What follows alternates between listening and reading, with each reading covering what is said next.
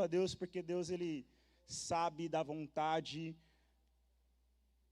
nossa, mas Ele tem uma vontade também para ser estabelecida aqui na terra que é dEle. Uma vontade que não é terrena, mas uma vontade que é celestial. Então, por isso, abra sua Bíblia.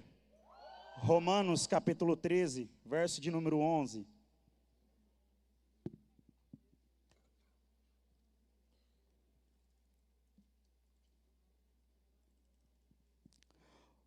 Romanos capítulo 13, verso de número 11.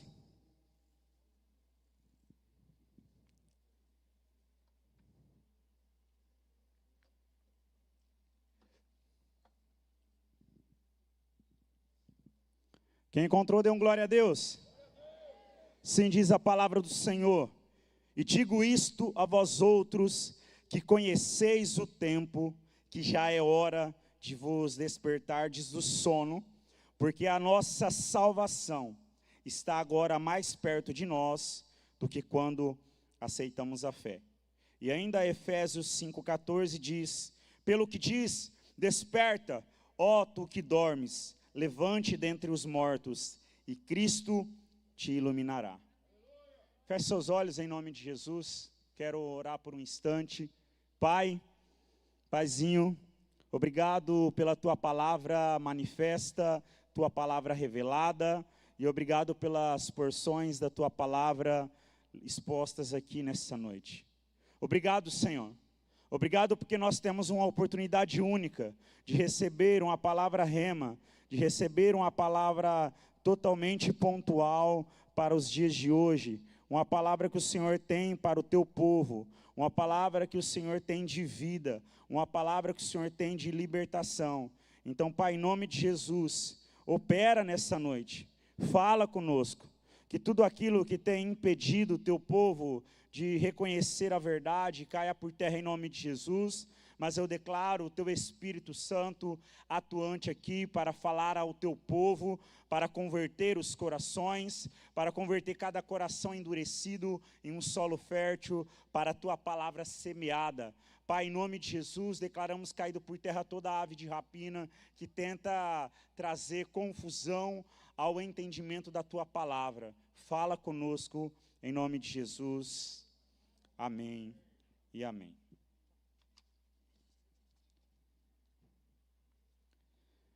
Nós lemos duas porções da palavra de Deus muito importante. Toda ela é importante na sua significância. Porém, essas duas porções da palavra é muito importante para os dias de hoje. Romanos, ele começa ali a declarar e a levantar, a fundamentar muitas teses doutrinárias. Efésios também apresenta ali vários princípios, inclusive toda a teologia paulina, ela tem a sua robustez, tem o seu caráter de entregar algo muito profundo para a vida humana, para a nossa história, para a nossa vida.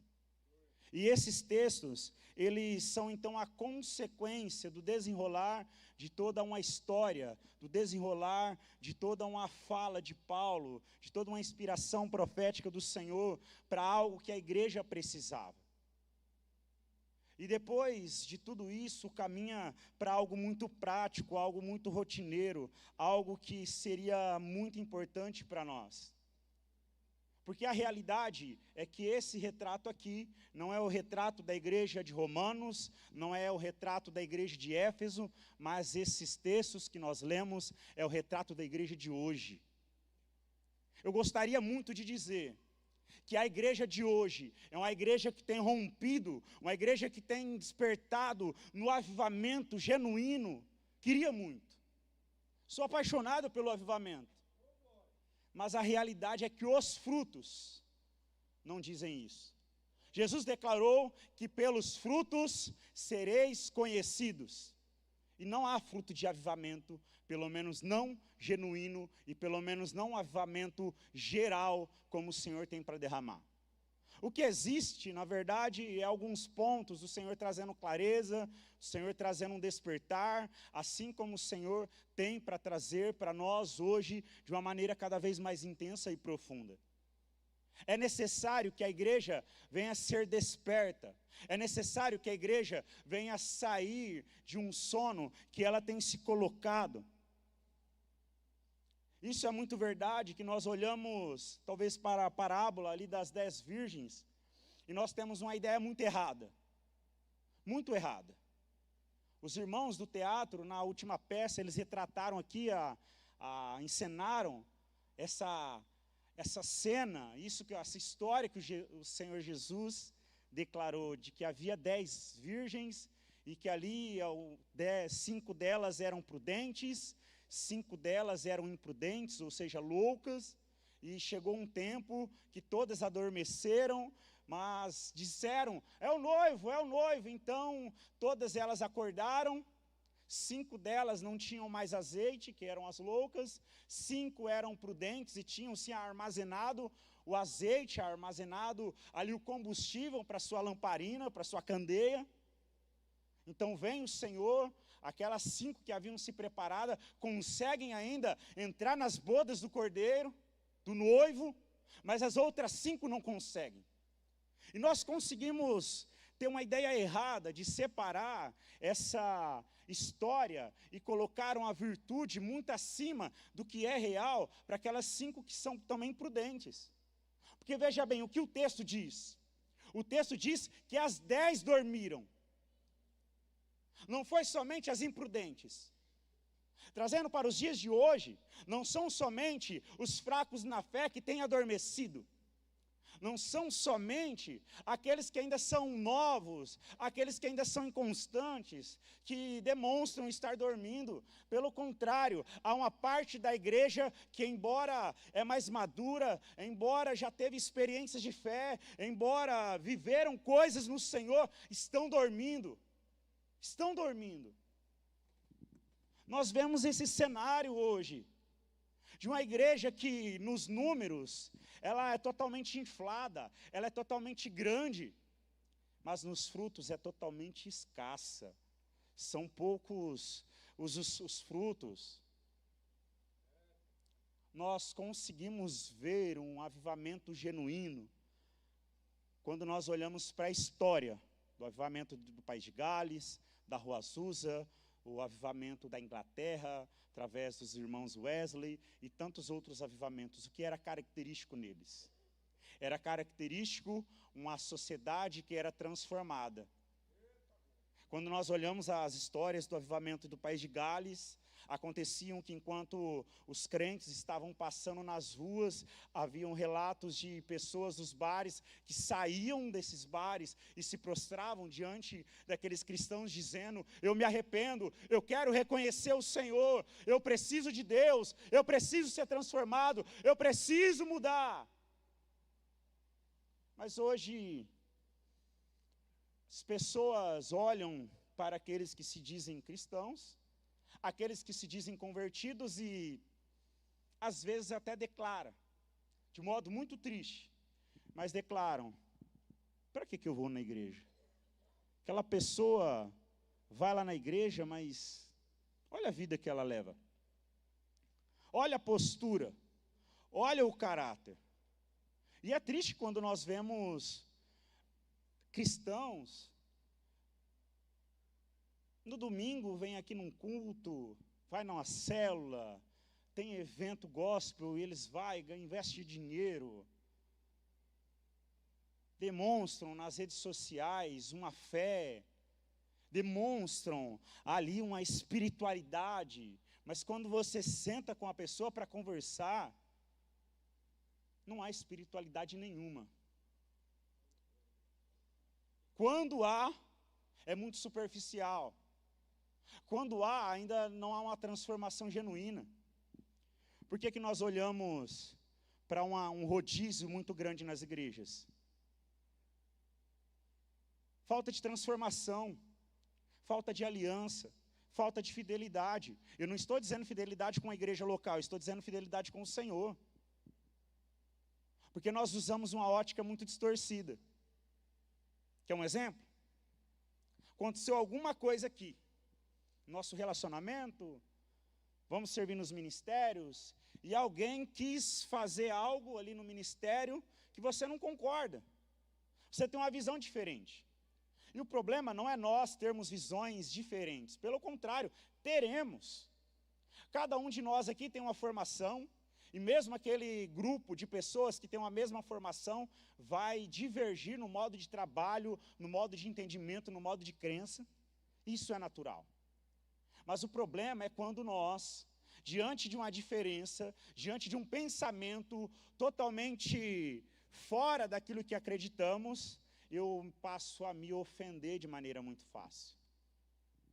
Então, se naquela situação a minha visão ela não é massageada, se o meu ego não é inflado, se o meu ego não é colocado no centro, então para mim não serve.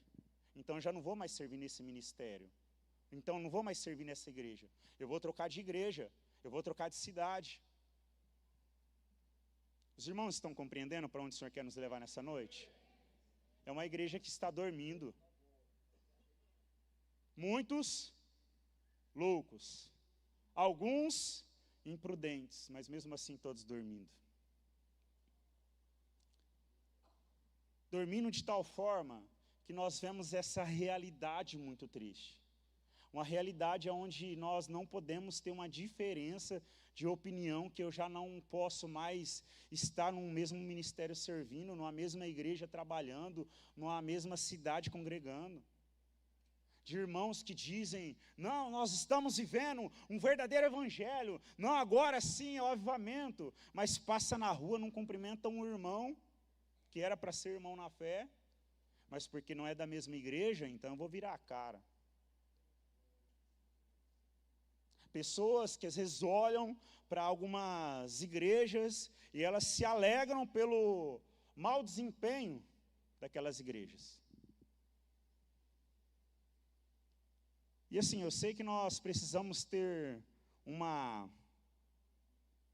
fidelidade ao Senhor, e nós precisamos entender que o verdadeiro evangelho precisa ser pregado, o verdadeiro adorador ele precisa ser manifesto, mas eu ainda prefiro que abra-se uma igreja do que um boteco, que abra-se uma igreja do que um prostíbulo.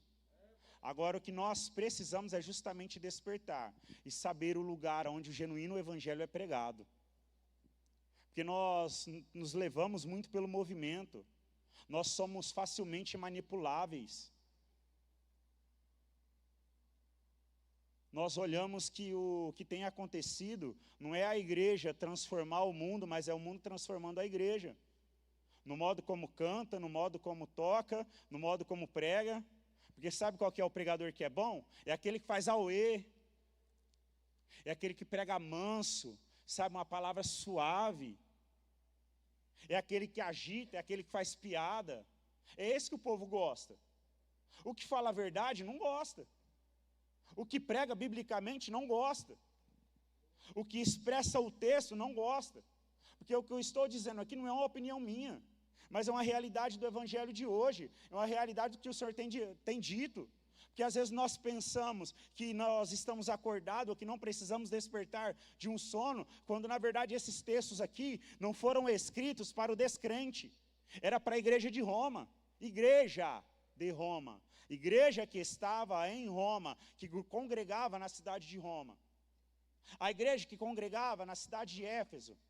E aí nós vemos também tantas outras cartas do apóstolo Paulo, que são as igrejas. Mas nós ainda não compreendemos, e a falta de leitura bíblica tem nos tornado cada vez mais influenciáveis pelo falso ensino, pela falsa doutrina, pelo sensacionalismo gospel, pelos coachings que sobem num púlpito porque fala bem, porque tem eloquência, porque tem boa dicção, porque tem boa oratória, então qualquer um é colocado para pregar nas igrejas por aí. Igrejas que não têm nenhum tipo de critério, igrejas que promovem culto, mas não é um culto que traz entendimento, não é um culto que traz inteligência, é um culto que apenas traz entretenimento. Eu fui uma vez numa igreja, e gente que é pastor, quando a gente está de férias, a gente vai em outra cidade, a gente gosta de ir em outras igrejas, justamente para ver o que o Senhor tem feito, como que as outras igrejas organizam a sua liturgia. E eu gosto de visitar outras igrejas, sou apaixonado por isso. E uma vez nas minhas férias, nós fomos visitar uma igreja, e aí essa igreja, chegamos lá, fomos bem recebidos, assim, uma experiência muito boa mesmo. Me senti muito acolhido na entrada. Mas sabe onde que surgiu o problema? Era um culto de ceia do Senhor. E qual que é o objetivo da ceia do Senhor? Não é a gente comer pão, não é a gente beber suco de vinho, suco de uva. Mas o objetivo da ceia do Senhor é um memorial, ou seja, o que é um memorial? Serve para memória, serve para lembrança, serve para nós lembrarmos de algo. E se tratando da ceia do Senhor, é um memorial de que Cristo morreu, ressuscitou, e que um dia voltará para buscar a igreja. É um memorial de que nós vamos cear na bodas do Cordeiro, de que juntamente com Jesus, todos nós juntos, batistas, presbiterianos, tantas outras denominações juntos, aqueles que se dedicaram em estar em intimidade com o Senhor. Então é um memorial de nós lembrarmos. Então eu te dou um ensinamento. Todos os cultos de ceia, qual deve ser o seu entendimento?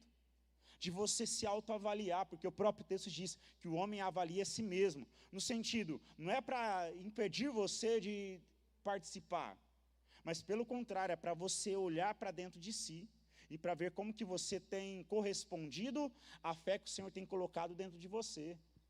Como que você tem correspondido aos sermões que vocês têm ouvido. Então reavalie-se a si mesmo, só que lembre-se do porquê que você vai comer pão e do porquê que você vai tomar suco de uva. Lembre por que você está fazendo isso.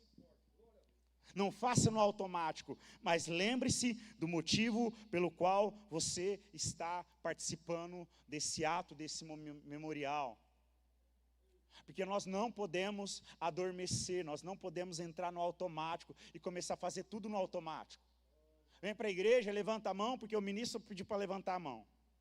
Vem para a igreja, começa a bater palma, porque o ministro pediu para bater palma. Vem na igreja, dá um glória a Deus, porque o pastor pediu do glória a Deus.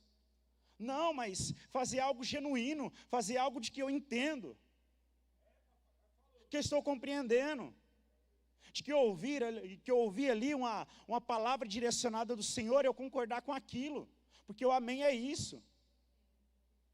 Quando eu estou diante de um discurso religioso, uma ministração, e quando eu falo um amém, eu estou concordando com aquilo que está sendo dito. E às vezes nós somente sentamos no culto, estamos apenas assistindo.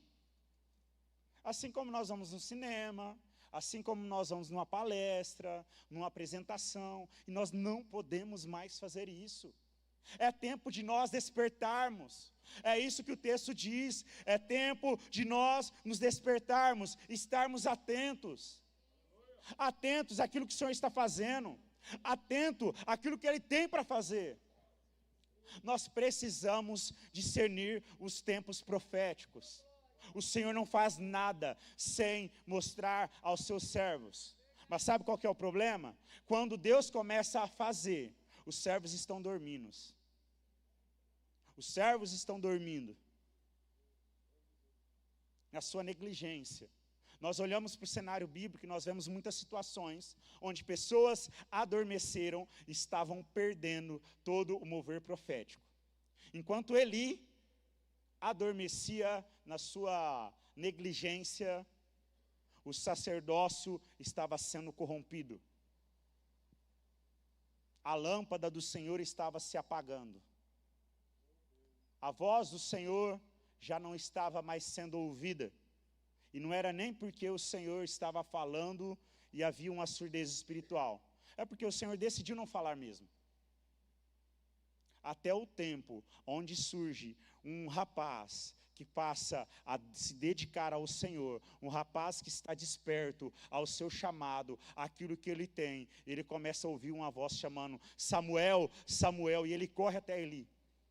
Isso acontece durante 3 vezes, ele fala: ó, não sou eu que estou chamando, mas Eli faz algo muito importante para Samuel. Ele diz: olha, quem está te chamando é o Senhor, então quando alguém te chamar, você diz: eis-me aqui, fala que o teu servo ouve. Então assim acontece. Então ele estava dormindo, mas veja bem, olha o cenário que estamos trabalhando aqui nessa noite. Ele sabia que era a voz de Deus, por quê? Ele já ouvia. Anteriormente, ele ouvia. O problema é que ele adormeceu. O problema é que ele entrou num ciclo de negligência. O problema é que ele via os seus filhos se deitarem com as mulheres dentro do santuário e ele não os repreendia. Ele via os filhos tomarem das ofertas de maneira negligente, de maneira usurpadora. Não como o Senhor queria, mas como aqueles homens queriam.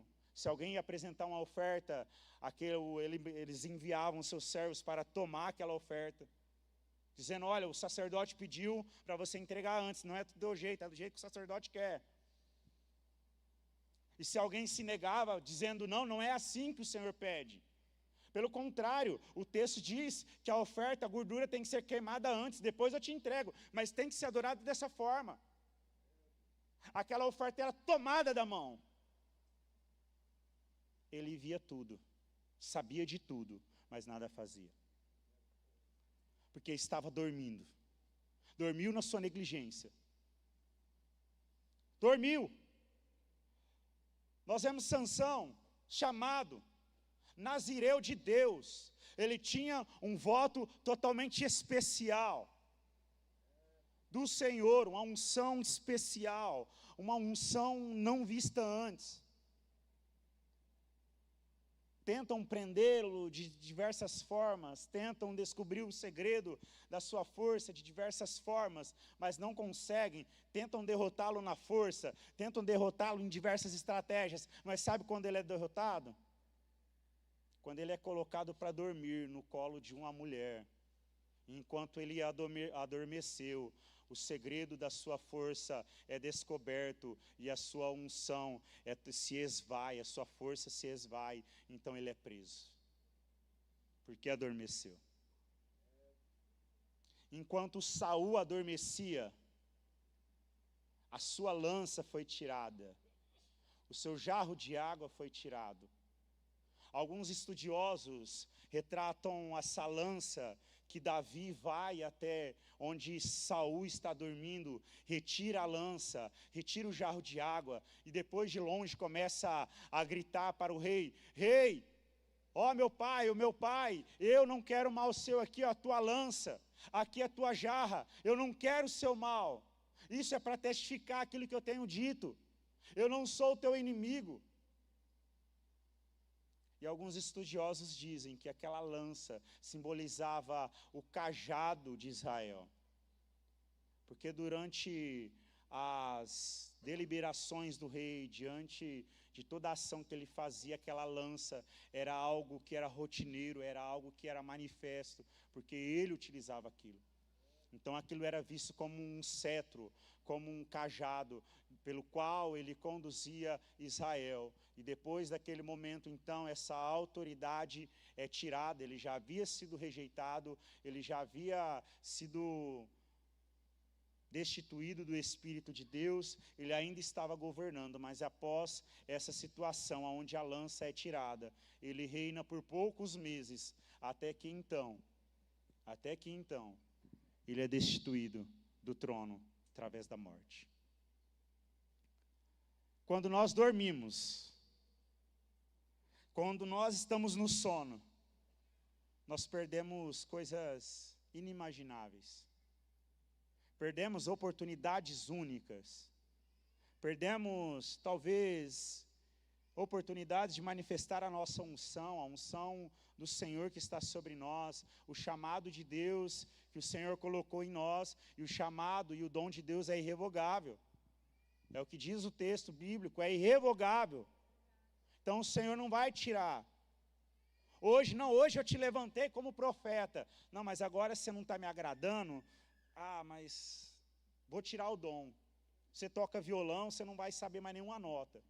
Não é assim que Deus faz. O chamado dom de Deus é irrevogável. Quantos artistas nós vemos na mídia que aprenderam a tocar, sabe aonde? Numa igreja, num púlpito, num altar.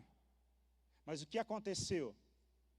Eles, com o decorrer do tempo, o dom foi usado de modo totalmente errado, de modo totalmente deturpado. Foi usado para uma finalidade pelo qual o Senhor não deu. Nós precisamos nos despertar, reconhecer qual que é a marca de uma igreja que é desperta, a marca de uma igreja que se despertou do sono. E a primeira marca que nós vemos de uma igreja que desperta do seu sono é uma igreja que é relevante. Eu não digo na mídia, mas eu digo na realidade, na vida prática. Porque a palavra do Senhor é muito clara em dizer que nós somos sal da terra e luz do mundo. O sal, ele precisa dar sabor.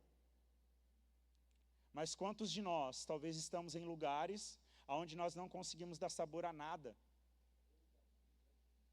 As pessoas nem sequer sabem que somos cristãos, ou quando sabem, ainda zombam, porque tua presença aqui nada é a mesma coisa.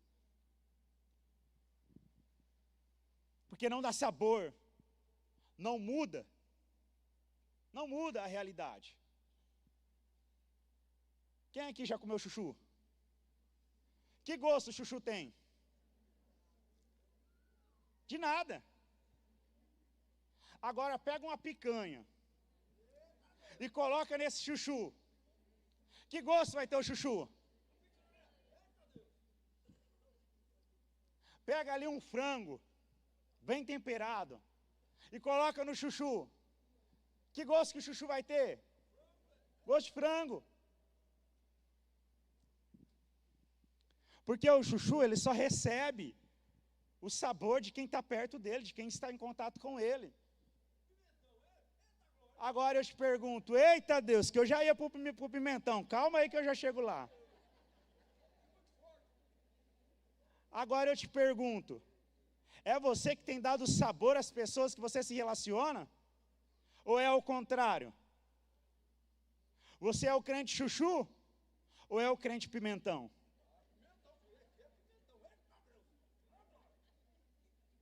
Pimentão, azeitona, tudo que você colocar eles, fica com gosto. O pimentão, se você coloca ele demais numa comida, você vai ficar o dia inteiro arrotando aquele pimentão, lembrando daquele pimentão. E nessa analogia, que nós sejamos as pessoas, que quando as pessoas entraram em contato conosco, diariamente, elas venham ter em mente, nossa, como eu lembro daquela pessoa, aquilo que ela disse, ainda está nos meus ouvidos, ainda está no meu coração, o comportamento dele ainda está aqui na minha mente, o comportamento dele ainda está impactando a minha alma. Que nós sejamos os crentes pimentões, João. Que nós venhamos dar sabor a essa terra.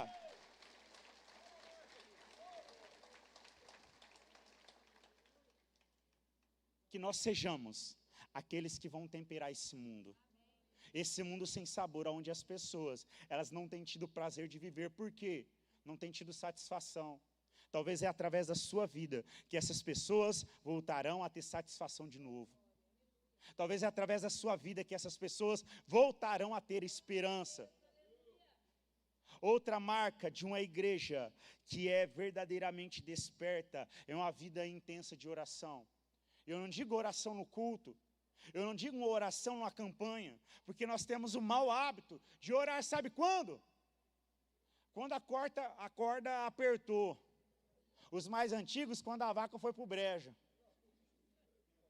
Quando a coisa está ruim. Estamos lá com a questão de saúde. E glória a Deus pela vida dos médicos. Eu sou um profissional de saúde. E é muito bom entender que hoje a saúde, a área da saúde, ela se desenvolveu muito. E muitas pessoas têm a vida poupada por causa do desenvolvimento da medicina, da psicologia. É muito bom. Mas aí a pessoa começa a ter alguma questão na saúde. Sabe quem que ela procura? Procura o médico. E glória a Deus, o médico deve ser procurado. Não estou dizendo que ele não vai ser procurado. Vai. Só que a primeira coisa é procurar o médico dos médicos. O Senhor vai sim usar a medicina para te curar, mas que isso seja apenas uma consequência da tua oração, da tua confiança. Porque a oração, veja bem, a oração, ela não se trata de um desconhecimento de Deus a respeito de algum aspecto da nossa vida, da nossa história. Sabe lá, quando você tinha 5 anos de idade, e aquela situação que aconteceu com você, eu não estava lá, eu nem sei que situação é essa, mas em todos os dias do seu 5º ano de nascimento, o Senhor estava lá, o Senhor conhece. Você não precisa falar, Ele conhece, Ele sabe. Aquilo que você fez hoje, Ele sabe. Ele sabe. Então, quando nós oramos, não é para que Deus venha conhecer alguma coisa da nossa vida, mas se trata a respeito de confiança, se trata a respeito de intimidade, se trata a respeito de amor. Sabe quando o marido chega em casa, ou a esposa, e aí a esposa vai dizer: amor, você não sabe o que aconteceu no meu trabalho. É verdade que talvez o esposo não vai saber. Talvez não é nenhuma coisa assim, totalmente de outro mundo. Mas é algo de conexão quando o esposo senta e diga: meu amor, o que aconteceu no teu trabalho? Eu quero saber como foi teu dia. E ela vai lá e fala. Ou um exemplo melhor ainda. Cadê os pais, os avós? Ergue a mão aí, dê um glória a Deus. Às vezes lá o teu filho, o teu netinho, você foi buscar ele na escola, ou teve alguma apresentação, aí você pergunta: o que você aprendeu hoje? Talvez você sabe mais ou menos o que ele aprendeu. Às vezes está no primário, aprendeu soma, aprendeu adição, subtração. Então o importante não é o que ele vai verbalizar, mas o importante é a conexão. O importante é o relacionamento. O importante é a intimidade que está aumentando através do tempo de diálogo, do tempo dedicado ali. Então é sobre isso. Uma igreja relevante é uma igreja que é conhecida por uma oração intensa, uma intensa vida de oração, uma vida de oração que marca a vida das pessoas de maneira totalmente intensa, de maneira totalmente viva. Uma igreja relevante é aquela também que vai ter uma experiência genuína de avivamento. Porque se hoje nós entendemos que a igreja brasileira tem adormecido, é justamente porque não tem uma experiência de avivamento pessoal e por isso o coletivo não acontece. Porque todo avivamento que o Senhor fez aqui na terra, sabe como que aconteceu? Não foi de uma hora para outra que o Senhor alastrou o fogo, pelo contrário. O Senhor avivou um homem ou um grupo pequeno de pessoas, e eles se dedicaram em oração, eles de maneira apaixonada se entregaram ao Senhor, se entregaram ao propósito, abriram mão de tudo aquilo que era terreno. E aí o Senhor começou a operar, aí o Senhor começou a fazer.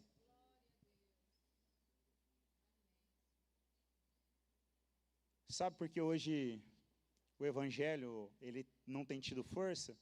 Porque falta vida. Ezequiel 37 retrata uma situação muito impactante. Ezequiel é levado a um vale, essa história é muito conhecida, você conhece, um vale de ossos secos.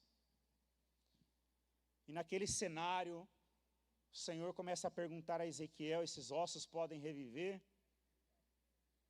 Ele, como profeta, né, tem discernimento, não é bobo, né? Diga: Senhor, tu sabes.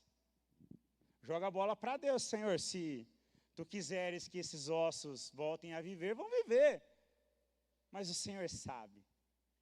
E ali o Senhor então diz para ele, ó, profetiza. Profetiza então sobre esse vale de ossos secos. Ele profetiza, vem um vento e começa então a ouvir um estrondo de chocalho, estrondo de ossos batendo com ossos, se juntando, um cenário que daria um bom filme de terror, mas ali era um filme de bênção, um filme de avivamento, então aqueles ossos começam a se juntar, carne começa a crescer, tendões começam a ser constituídos, pele começa a cobrir esses corpos, e eles se colocam ali então de pé. Só que algo muito interessante é que aqueles corpos, eles tinham carne, eles tinham tendões, eles tinham pele, mas não tinham vida.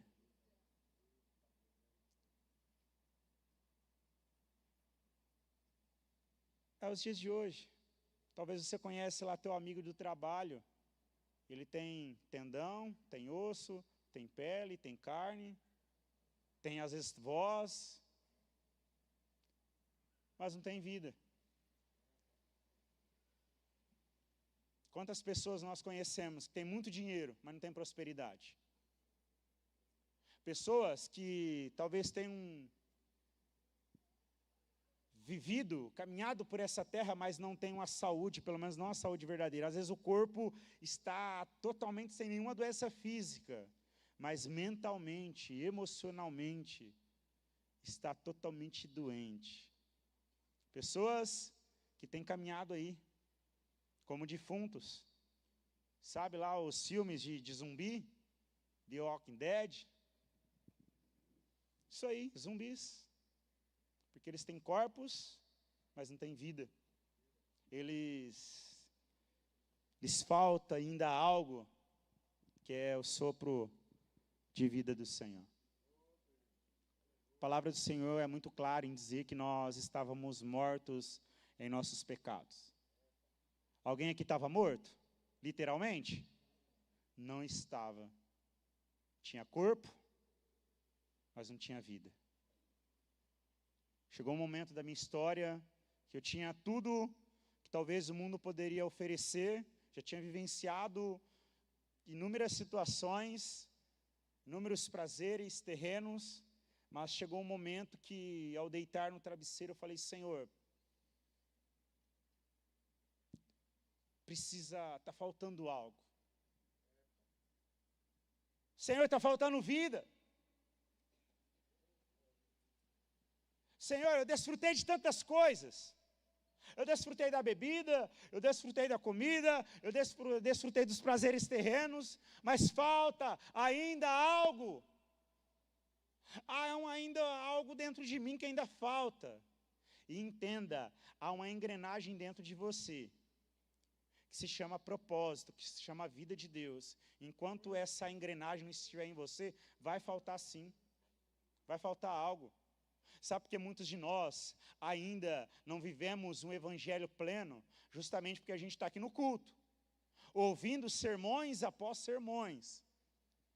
Mas ainda nós não abraçamos aquilo, nós não permitimos que a engrenagem de Deus venha encaixar no lugar que é dela.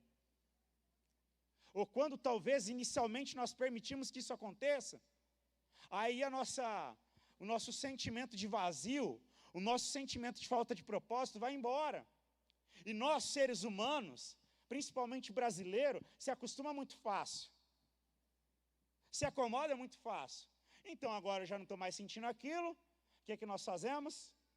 Tiramos, e aí colocamos ali o filho, colocamos o casamento, colocamos o dinheiro, colocamos a empresa,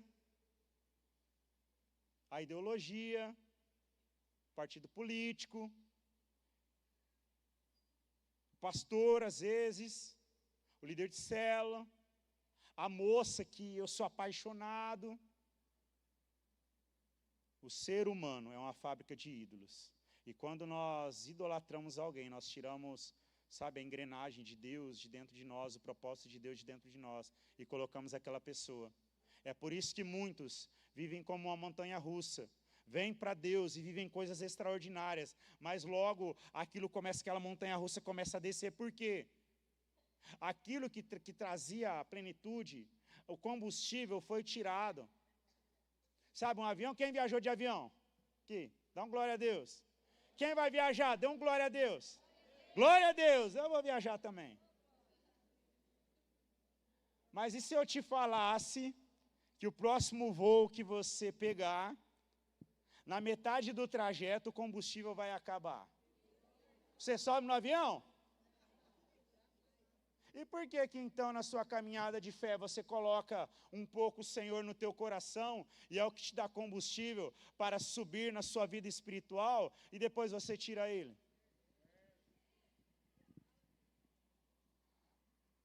Então entenda que nós ainda estamos dormindo, nós não podemos mais sossegar, nós não podemos mais deixar nos acomodar, mas nós devemos dia após dia, Senhor, impacta o meu coração, Senhor, estremece o meu coração, faz eu enxergar a realidade do teu evangelho, Senhor, aonde eu estou dormindo, Senhor, me desperta, porque como o texto diz, nós estamos mais perto da salvação do que no início, do que quando o Senhor nos chamou. Nós estamos mais perto da nossa salvação do que no início desse sermão. E estaremos mais perto ainda ao final dele. Agora, o que o Senhor quer de nós é o quê? Posicionamento. O Senhor quer de nós é o despertar. Lembra da parábola das virgens? Elas dormiram, mas elas ouviram, o noivo vem aí, o noivo vem aí. E elas se despertaram, e eu estou aqui para ser essa boca de Deus, para te dizer, o noivo vem aí, o noivo está vindo, desperta. Desperta porque o noivo vem. O noivo está à porta, guerra após guerra, o amor de muitos tem se esfriado, mas o noivo vem, o noivo vem. Queria chamar a equipe de louvor. E nós vamos cantar isso. É aquela, B, você sabe. Nós vamos cantar que o noivo vem.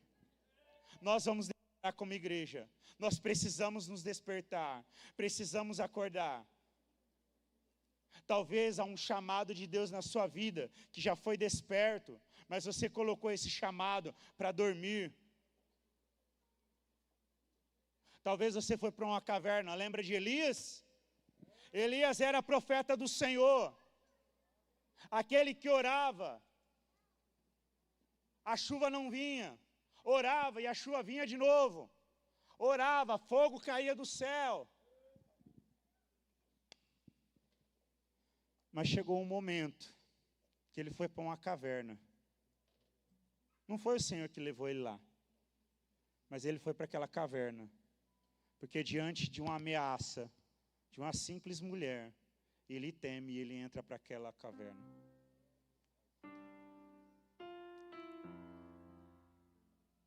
Nós vamos cantar. E você tem total liberdade. Eu vou fazer um convite depois da canção. Mas você tem total liberdade para diante do Espírito profético do Senhor se posicionar e testificar aqui na frente. Senhor, eu quero estar desperto. Senhor, eu quero despertar aqueles que estão juntamente comigo, aqueles que eu estou me relacionando. Então você é livre neste lugar para declarar ao Senhor aquilo que você quer, declarar ao Senhor que você quer ser daqueles que estão despertos diante do Senhor.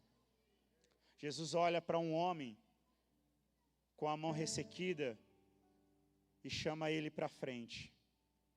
Vem para frente. Quando aquele homem vai para frente, aquela mão é curada. Porque em muitos momentos, nós devemos se esvair de tudo aquilo que tem nos bloqueado. E dizer, Senhor, aqui está minha mão. Senhor, aqui está meu pensamento. Senhor, aqui está minha vontade. Talvez você está desperto, mas você quer continuar desperto e ser um canal nessa geração. Então você é livre, enquanto esse louvor estiver tocando, para declarar ao Senhor que você quer ser luzeiro nessa geração, que você quer ser sal da terra, que você quer ser crente pimentão.